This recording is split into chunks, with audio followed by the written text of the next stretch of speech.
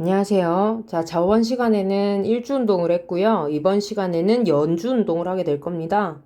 연주 운동. 우리 저번 시간에 했던 일주 운동 같은 경우에는 하루 동안 일어나는 일이었고, 1시간에 15도 동에서 서로 움직이는 거였죠. 연주 운동은 똑같습니다. 연주 운동도 마찬가지로 동에서 서로 가는데, 연주 운동은 바로 공전과 관련이 있죠. 그렇기 때문에 365일 동안 360도를 도는 겁니다. 그래서 대략 하루에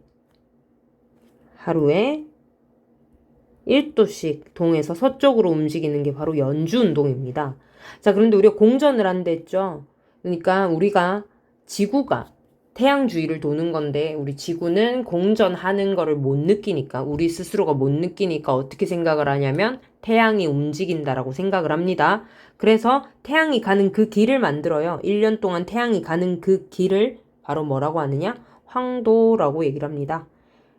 황도. 그래서 황도를 그려볼 거예요. 황도는 천구의 적도에서 23.5도 기울어져 있습니다. 자, 그러면 우리 저번 시간에 했던 위도 좀 지워주시고요. 자, 황도 그려보도록 하죠. 천구의 적도에서 23.5도요. 대략 한 요 정도 기울어져 있겠네요. 23.5도. 그려볼게요. 이렇게 되겠죠? 조금 더. 동서랑 겹치니까 조금만 빗나가게끔 그려볼게요.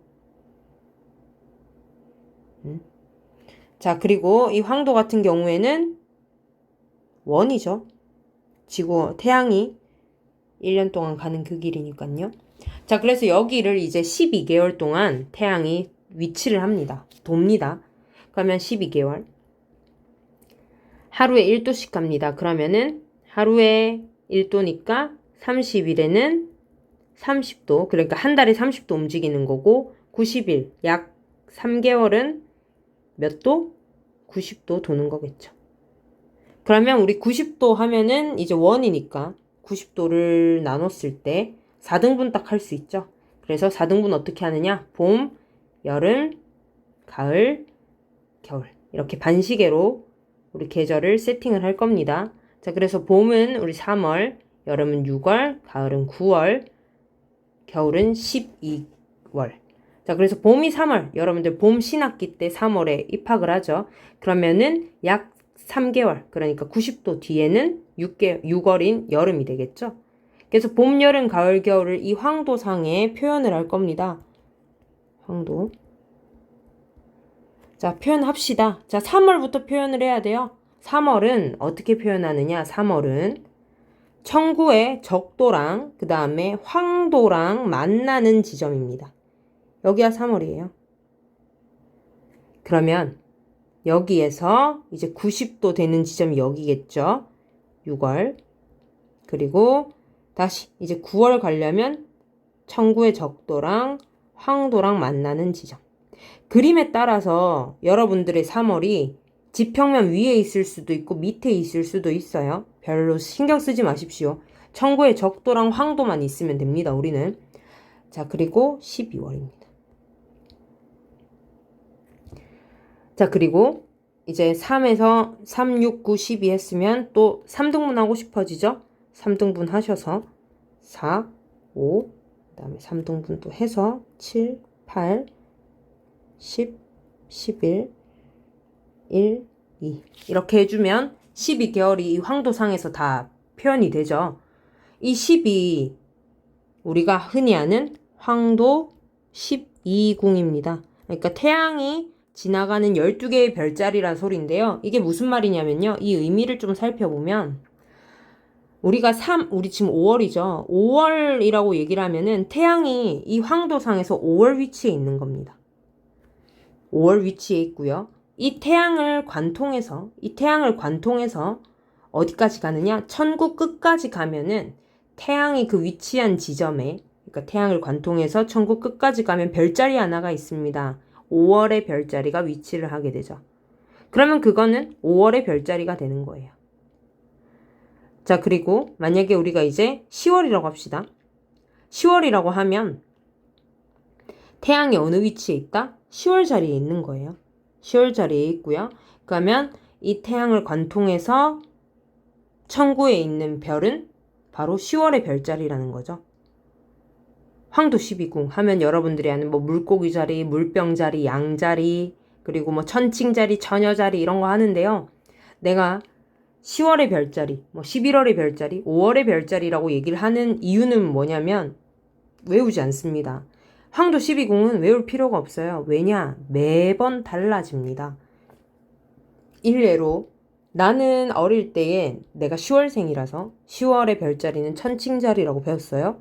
그런데 지금은 여러분들 책 보시면은 10월의 별자리 천칭 아닙니다. 처녀자리인가 그럴 거예요. 달라요. 굳이 외우지 마십시오. 여기서 중요한 건 무엇이냐면 5월에 태양이 어디에 있고 그때 의미가 무엇인지가 가장 더 중요합니다. 조금 더 가보겠습니다. 그러면 자, 제가 저번 시간에 요거 하나 했었죠? 이 그림을 여러분들은 마음 깊이 새기셔야 돼요. 그리고 얘를 가지고 이 그림을 어디다 넣으시냐면요. 어디다 넣으시냐면 이 친구한테 넣어서 이제 이 네모 자체를 회전시켜야 돼요. 이게 무슨 말인지 이제 알려드릴게요. 자, 우리 시간이라고 얘기를 해봅시다. 시간. 우리 시간의 개념으로 따지면 태양은 동쪽에서 뜹니다. 그죠? 그러면 태양이 동쪽에 위치해 있을 때 1년에 그 태양을 뜨는 평균 시간이 새벽 6시입니다. 그래서 태양이 동쪽 지평선 쪽, 그러니까 동쪽에 있을 때는 새벽 6시예요. 그러면 태양이 내 머리 위에 남쪽 하늘 가장 중간에 있을 때는 몇 시일까요? 몇 시일까요? 자, 지평선에서 머리 끝까지 90도죠. 우리 1시간에 15도로 했어요. 그러면 90도는 6시간입니다. 그럼 새벽 6시에서 6시간 더하면 네, 12시죠? 정오입니다. 이때 좀 더 정확하게 낮 12시라고 붙여주시면 더 좋겠어요. 태양이 내 머리 위, 그러니까 남쪽 하늘에 올 때가 정오고요. 그 다음에 태양이 서쪽 하늘에 올 때는 몇 시? 저녁 6시겠죠? 해질 때. 해질 때. 혹은 18시. 새벽 6시 같은 경우에는 해 뜰 때가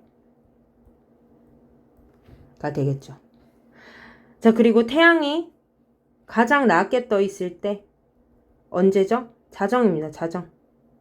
밤 12시, 0시, 24시. 한밤중 다 됩니다. 자, 이렇게 태양의 위치에 따라서 시간이 결정이 되는데요. 여기서 친구들이 항상 물어봐요. 남쪽 하늘을 보고 있는데 그 북쪽은 어디냐라고 물으면은 항상 뭐라고 대답하냐면 북쪽은 여기 있다고 얘기를 해요. 아니죠. 아니죠. 자, 다시 이 사람한테 들어가서 이 사람이 남쪽 하늘을 보고 있습니다. 그럼 북쪽은 어디예요? 아래쪽인가요? 아니죠. 이 사람의 머리 뒤통수입니다. 아시겠나요? 땅 밑은 북쪽이 아니에요. 헷갈리시면 안 됩니다. 네, 그럼 갈게요. 자, 우리가 지금 6월이라 합시다. 이제 6월 자정 남쪽 하늘 가장 기본이죠. 한번 볼게요. 자, 6월 자정 남쪽 하늘에 보이는 별자리 알려면 어떤 걸 해야 되냐면 여러분들은 3가지 단계를 하셔야 돼요. 6월을 먼저 세팅을 하시고 자정을 세팅을 하시고 남쪽 하늘을 세팅하셔야 돼요. 그 말이 무슨 말이냐? 자, 6월 자정 남쪽 하늘이라고 한다면 제일 처음 6월에 태양 위치를 두십시오. 태양을 6월에 두세요. 태양을 6월에 두시고요. 그 다음에 자정입니다. 자, 그러면 자정이어야겠죠. 그럼 관측자의 발 밑에 태양이 와야 돼요. 그럼 어떻게 돼야 되나요? 자, 태양은 변하지 않습니다. 여기 6월에 고정을 해놨으면 변하지 않고요. 자정입니다. 그러면 이거 자체를 이 사각형을 어떻게 하느냐? 돌려가지고 사람을 요렇게 두면 되겠죠? 이 상자가 이렇게 되게끔. 그러면 그때 남쪽 하늘에 보이는 별자리는 뭡니까? 12월의 별자리죠. 이렇게 접근하는 겁니다. 그러면 하나 더 해볼게요. 하나 더. 아이고. 자, 6월 자정 남쪽 하늘 말고 항상 헷갈려 하는데 이거를 하나도 헷갈릴 게 없습니다. 자, 9월 저녁 6시 서쪽 하늘. 아, 서쪽 아니죠? 저녁 6시니까 동쪽 하늘 봅시다. 자, 9월 저녁 6시 동쪽 하늘이라고 얘기를 하면은 9월에 태양을 두시고요. 그러면 9월에 태양을 두시고 그리고 저녁 6시네요. 그러면 태양이 서쪽에 와야겠죠? 이 위치가 서쪽에 오게끔 세팅을 하면 또 이 사람 여기 오죠? 그리고 동쪽 하늘이랍니다. 그러면 고개를 휙 돌리면 3월이 보이네요. 3월이 보입니다. 이 그림상에선 지금 3월이 보여요. 아시겠나요? 이렇게 접근을 합니다. 자, 그럼 하나 더 해보죠. 12월에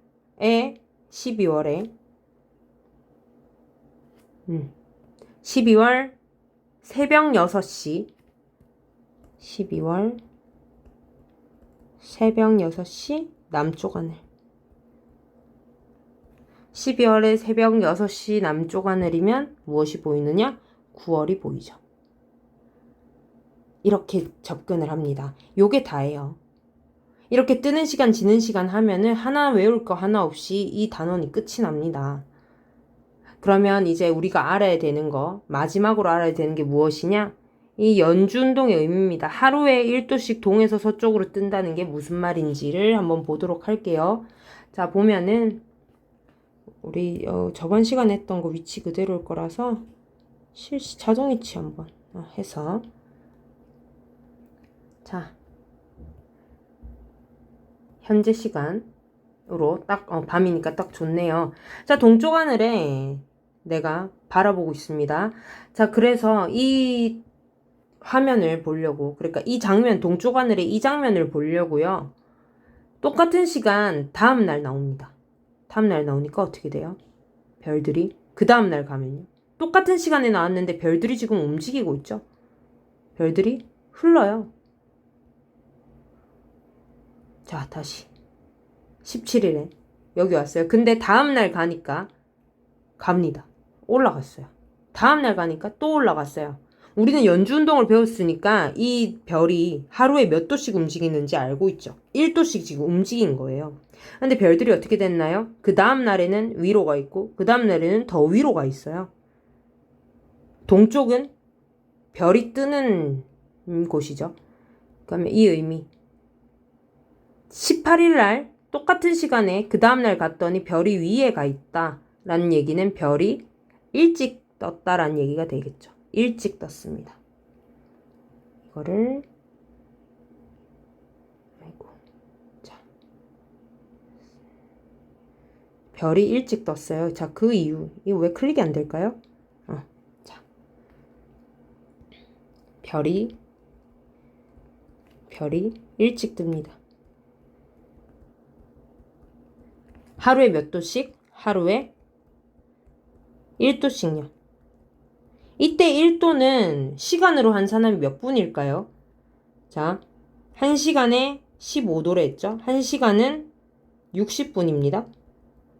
그러면 1도는 4분이죠. 하루에 4분씩 일찍 뜬다란 얘기가 됩니다. 보죠. 자, 여기 이 별 한번 볼게요. 아니요. 자,